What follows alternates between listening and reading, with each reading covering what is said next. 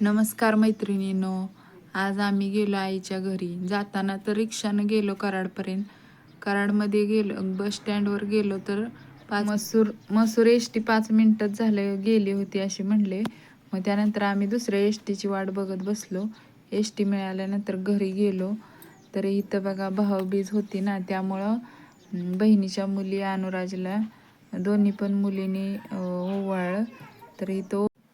तर पहिल्यांदा बहिणीच्या मोठ्या मुलीने अनुराजला ओवाळलं आणि नंतर बर्फी चारणार तोपर्यंत अनुराजनं तिकडं तोंड करून बसला, कारण त्याला गोड आवडत नाही, हात चिकाट होतो म्हणतो.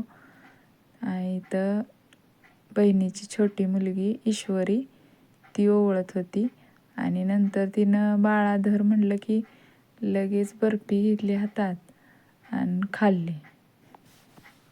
नंतर मावशी बोलली की दोघांचा फोटो काढा म्हणून. त्यामुळं अनुराज काय पाटावरून उठलाच नाही, तिथंच बसला होता.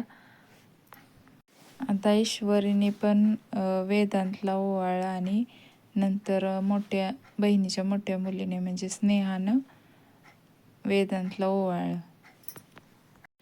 जेवण झाल्यानंतर आम्ही दोघी बहिणी गप्पा मारीत बसलो होतो.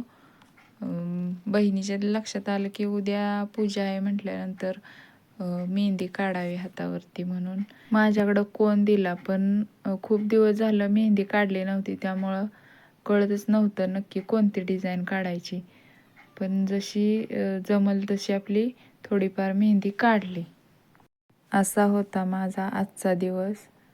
कसा वाटला व्हिडिओला नक्की लाईक करा, चॅनलला सबस्क्राईब करा. धन्यवाद.